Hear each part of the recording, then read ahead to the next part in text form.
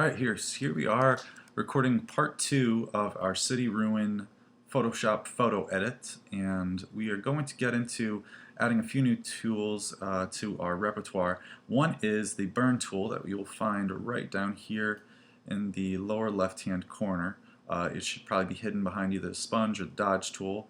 These are more traditional photography terms, but they do actually, this tool literally does what it says, so it looks like it will create burns among some of these buildings. So it might be easier if you turn off the visibility on your cloud layer so you can see a little bit better what's going on here.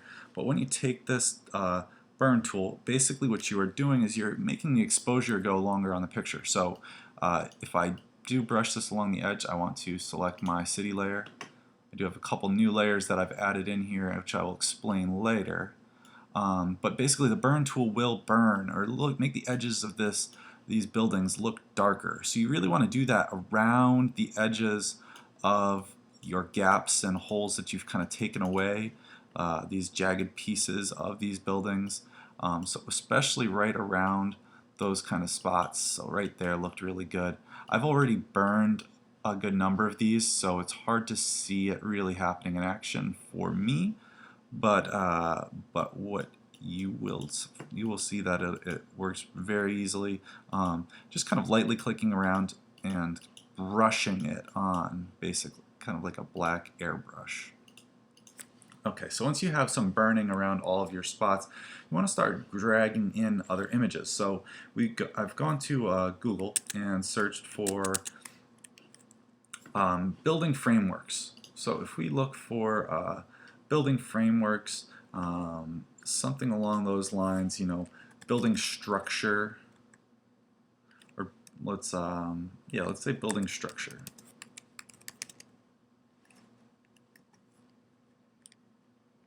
And see what we get. So here we get some, undeveloped type building beams and structures that we can choose from. So you want to choose something that might be similar to your drawing or to your image and the angles that things are going on. So if I want to take an image, I would go ahead and click, maybe take this and copy it, go over into Photoshop, create a new document, and paste in your new image. So here now what I'm going to do is I'm going to look back at my original and I'm going to look for angles. So here I have a very straight back and forth kind of spot, and I have two other spots. One, these windows are going on a little bit of a tilt, and so are these ones. So I'm looking for images of things tilting to the left. This one has a few. I suppose I could take this, but I don't know. Actually, this one has some tilts to the left as well. I think I will take that from this one though. So I'm going to take my lasso tool. Poly lasso tool would be the best one because you're going to make a square-ish selection. So basically you're just going to take a square chunk out of this image. I'm going to copy it, and then I'm going to go back to this image and I'm going to paste. So this now just appeared right here. I'm going to take this piece and I'm going to paste it kind of right behind this section of this building. So it needs to be behind your city layer. So my city layer is on top, and you can see all these little bits and pieces. Some of them are in these different gaps here. You can see when I turn on and off, that one is on this building. There's another one that popped up over on the left. So right now we want to take a look at this one, and let's go and zoom a little closer, and we'll take this image and I'm going to shrink it down a little bit so that it fits more with kind of the area that I have it in. And that angle looks like it's going to work pretty good. It matches up really nicely, and it's kind of an open framework of this building. So what else I want to do is maybe I'll erase some of this kind of top line edge. Oh, switch to my layer.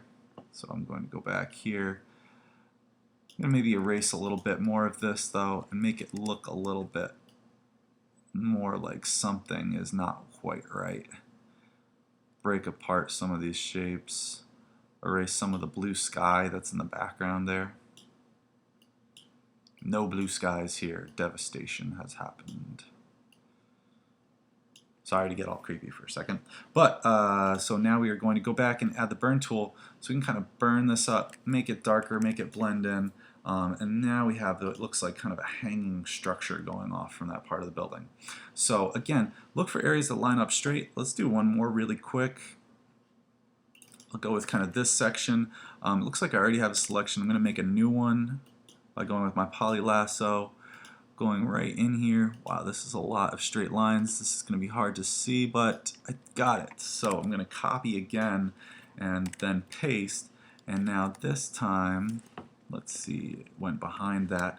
So I want to take this and I'm going to pop it right behind this building because the lines on this building go straight side to side. So I think that that works pretty well in that spot. I'm going to zoom in here a little bit more.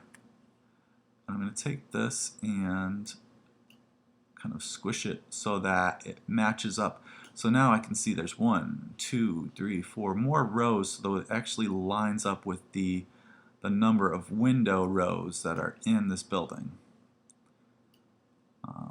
Doesn't have to be quite exact, but I just wanted it to be a little bit closer to so it looks believable. It looks like that those are actual hallways that I'm seeing through to in this building. And again, to kind of finish up that patch, I'm going to go ahead and burn it just a bit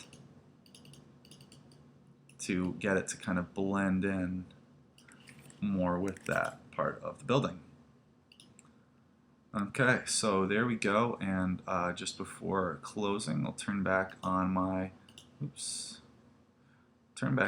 cloud layer so we can get a look at the progress, and there it goes. Make sure you save frequently and have fun with this. Feel free to get into it on your own and take some creative license with it, make it your own personal project. Alright guys, have fun.